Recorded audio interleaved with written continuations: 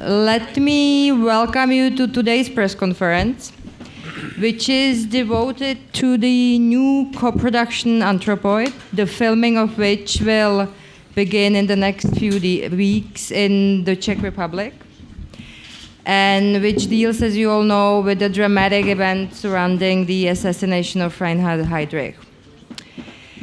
Let me first introduce our guests.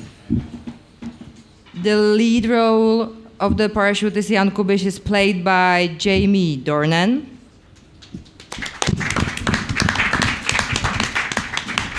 The movie is written and directed by Sean Ellis, an Oscar nominee for his movie Cashback. Anja Geislerová, the Czech actress,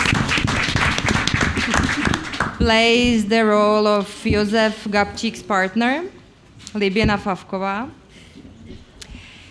Pete Šilaimon is a producer who,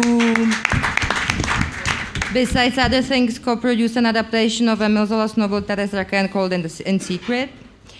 And just by the wall is David Ondříček, which is co-producing Anthropoid. And David is also a Czech Lion Award winner for his movie In the Shadow. The conference will last for 45 minutes. And let me welcome your first questions. Věra Mišková. Dobrý den, Věra Míšková, Právo. Já bych se chtěla úvodem zeptat pana Seana Ellise, jak se dostal vůbec k té látce, která je samozřejmě celoevropsky důležitá, ale zároveň je přeci jenom česká. Jak se k ní dostal, proč se rozhodl jí točit? Děkuju.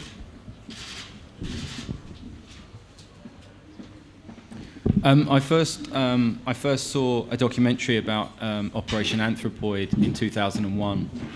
And I have a great interest of all things World War II, and I'd never come across this story, and I just thought it was an incredible story, very heroic, very moving, and I slowly started to researching it further, and over the space of the last sort of 10, 15 years, I've created quite an archive of the material surrounding Anthropoid. And then coming out from my last film, I was looking for something that was sort of similar in the sense of a sort of very emotional kind of sacrifice, and I felt that the sort of sacrifice that Jan Kubiš and Josef Gabčík made for their country was a similar theme of what I explored in Metro Manila, and I was drawn to it, and I thought that now was the time to actually try and get that film made, and so. Here we are. Nick, the Hollywood Reporter. Okay, it's a slightly similar question. Why now? This is an event from 1942, and a follow-up question to that. Where have you shot the assassination? Because you can't actually use the original site anymore because they changed the road layout. I remember I lived in Prague 15 years ago and I walked that layout back then before they changed it. So those two questions. Why now? I mean, I don't know why now. I mean, personally, for me, it was, like I said, I've been researching it since 2001, and so, and coming out of the other side of Metro Manila, I was looking for what to do next, and this seemed like the thing that I wanted to do next. So I started working with Anthony Fruing on the script. I think our first draft was like 680 pages because it's such an enormous story. If you follow the beginning of this, from Munich agreement all the way to the assassination, and then beyond, to obviously the aftermath. It's an incredibly complex and large story, and it took us a long time to actually figure out what was the story to tell. And for me, it was the story of the two parachutists. It felt like that was the journey that I wanted to discover as an audience member. I wanted to know what it was like to be Kubiš and Gabčík. I wanted to know what it was like to stand in front of that Mercedes and be confronted with, the ultimate act of resistance. And I think, the more I thought about it, the more I became obsessed with the experience of these two men. and what they went through. So for me, that it felt right. It felt like the next film that I wanted to make. I also wanted to make it very sort of contained and a very emotional piece. I didn't really see it as sort of a big, grand kind of war epic, because I think the actions of the people involved are epic, and the emotions are epic. And I felt that if I could tell the story on a very small scale in that sense, that would be the way to tell this story. You know, the people actually involved in the Czech resistance at the time. What was the other part of your question? Sorry. Where you've actually shot the Oh right, yeah, yeah. It's interesting because, like, you know, I'd probably say in the last 10 years, I was having this conversation with David, and in the last 10 years, Prague has changed so much that I actually believe that probably in the next 5 years you won't be able to make period films there anymore, because it's so modern looking now. And so we have had quite a lot of difficulty finding the locations that have the authentic feeling, and we found a corner that resembled the original corner, and we'll be using that. And because like you quite rightly said, the original corner doesn't exist anymore. So, but you know, there are still things like the church and the crypt, and they're still there. And you know, there's lots of you know, and Mrs. Moravet's real apartment where it is. So we've taken a lot of this original documentation, and we've tried to augmentate it into our production design so that we get a very authentic feeling of the period. Do you do the backstory about the training and parachutists with the special operations? You have to wait for the mic. Do you do the backstory about the training of the parachutists with the special operations executive in the UK? No, we open in Prague. Okay. Yeah. And just one brief additional question. Jamie, I mean, obviously people know you recently for another film. This is a very different role. Are you at all worried that viewers may bring expectations or associations from 50 Shades of Grey and the follow-up coming to this role?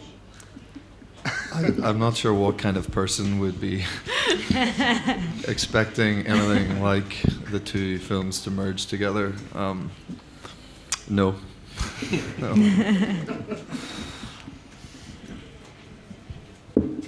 Mirka Spačová.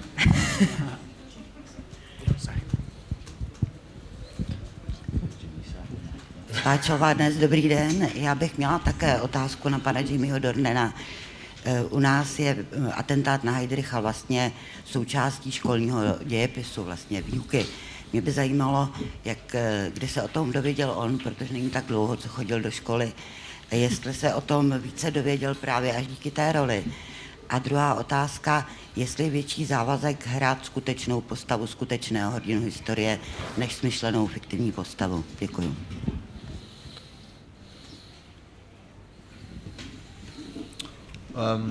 Yeah, it's pleasing to know that you think I'm not that long out of school. It's kind of pleasing. I'm feeling quite old these days. No, I mean, I went to school in the north of Ireland, in Belfast, and we certainly, in our history lessons, we covered First World War and the Second World War. I didn't listen a great deal, I have to admit, at that time. And this particular episode within Second World War, no, I'd never heard of it before. I mean, even Sean was saying your history of the Second World War is quite extensive, and you weren't immediately aware of this particular period. So, I learned of Operation Anthropoid was when I read the script, and was blown away by it, and the fact that a story of that magnitude can exist and you not know about it, I find kind of fascinating. Playing a real person,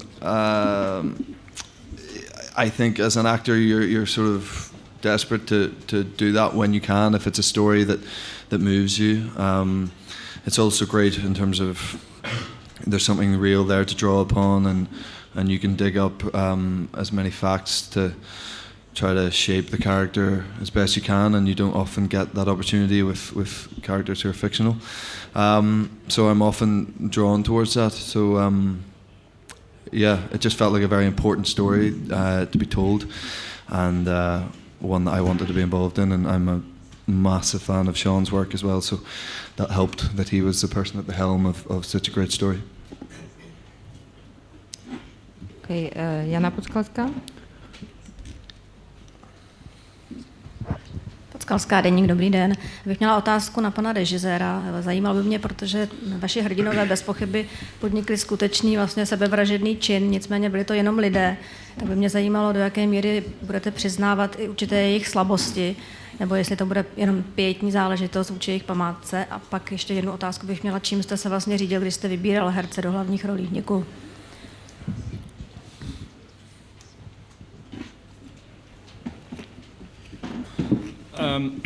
I think we've been very accurate with our historical research and have tried to present the historical facts as accurate. But obviously, we don't really know what Kubish and Gabčík were feeling at any point, and what the pressures that were on them to perform. We can imagine there is documentation of sort of rescinded orders and a feeling that the Czech resistance was divided about the act and whether it should go ahead or not.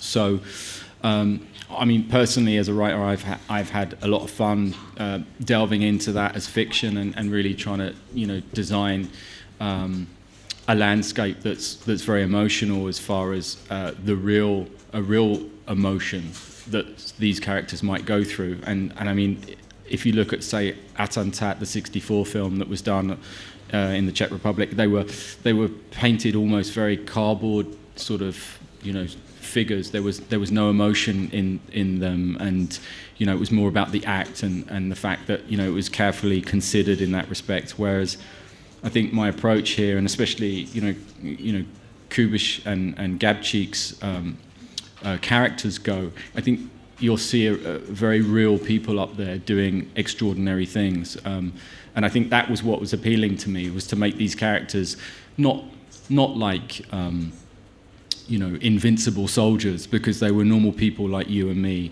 that were put in extraordinary circumstances, and they were given what they believed were orders, and at a time when no one was looking out for them or looking over them, more importantly, they continued to work on these orders, and they went through with the mission and succeeded. And I think what's interesting for me is what does that take for a normal person to actually achieve that result? And so that's been a pleasure to sort of explore in the script emotionally. Yeah.